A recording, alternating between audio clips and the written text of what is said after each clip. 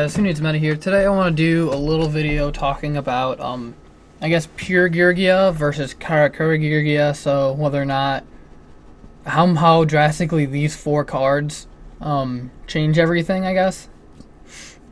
So I kind of want to take a look through the deck here. Obviously, with Karakuri, you have an extremely, fast, OTK play where you can, spam out all these because of these two, and these two your Beret and your Burrito, and you're allowed to spam the field and basically OTK really quickly. Gear clearly is an insane card. I mean, regardless what build you play, you usually play 2 to 3 just to kind of get out your plays really quickly. Both decks are extremely good at playing defense regardless.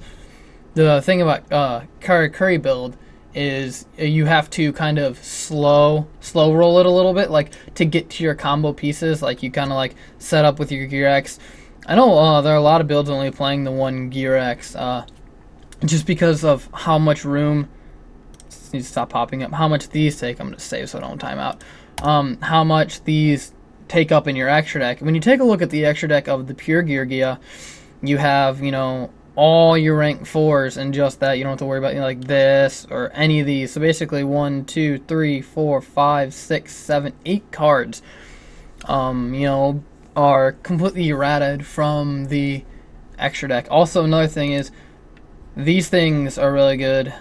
These three right here, you decide the trinity of Grave Hate, the Defissure, the Soul Drain, the Macro. The only thing is under Defissure, if you're sinking, you're throwing everything out of the graveyard and you aren't able to add back as much with Accelerator, whereas with Pure Geargia, if you're detaching the accelerators, you're still able to add those back with the armor, the only exception being when Macro Cosmos is on board, because the materials will get removed.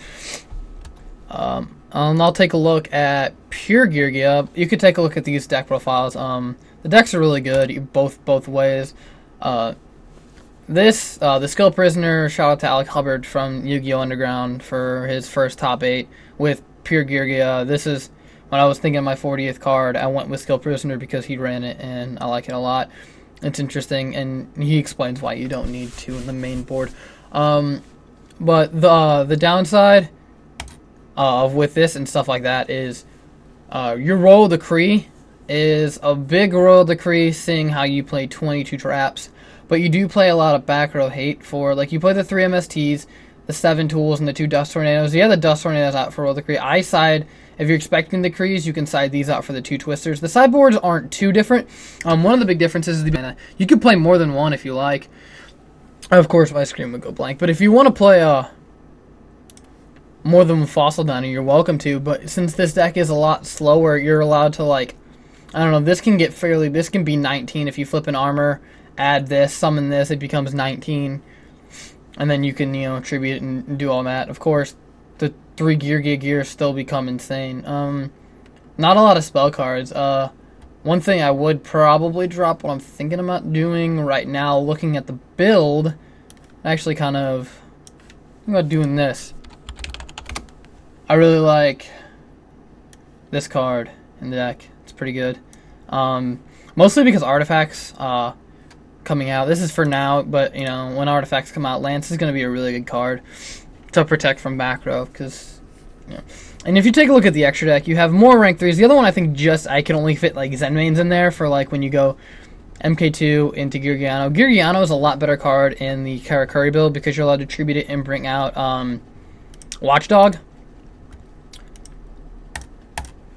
Twister is obviously your hate for the Royal Decree and for Fire Fist. This card is really good against Fire Fist, and you're still able to side these 3 cards. And these 3, this Defissure hurts you less in the in this build because you're detaching mostly, so the Defissure won't be. When you look at the extra deck, it's extremely tight, but it's extremely good. Your rank 4 toolbox is. A lot of people, I always questioned in the 3 Gear X playing 3, do you really need 3? Then you realize that your monster count is a whopping 13 monsters, so you'll be one to add from grave as well as from deck to get your monsters back, and that's kind of why I like the Emerald in there. I don't really play Laval Chain because you don't really need to play Laval Chain. But your back row hate in this builds a lot better. It's a lot more designed for the mirror match. you can get pretty decent mirror match or whatever set up, especially if you can pulse the set armor and standby phase before they flip it. But the deck all around they're both really solid builds, but right now I'm currently leaning towards pure Geargia just because I think, and as well as I'm gonna link his build below because he cited 3 Seed, 3 Veiler, 3 Crow, and he explains why with your World Decree hate being so big, you can side out your traps for hand traps depending on your matchup. Unfortunately, you can't really do it against Boojins, and Boojins can main deck World Decree, so your Boojin matchup isn't too great. The Crows are good against the deck, but you have a fairly hard time with Boojin. These cards help a lot, obviously. The Macro, Defisher, Soul Drain help the Boojin matchup, so do the 2 Crows. Prisons are really good against that matchup. Trap Hole, Bottomless are really good against that matchup. And then the Twisters for the Royal Decree. Warning kills the deck pretty much. And then of course you keep in the Book of Moon, the Lance for more damage type shenanigans if you want to be bigger than, you know, the Crane. You can uninfect it from the tankies and stuff like that, make it drop some attack. So the deck all around is really solid.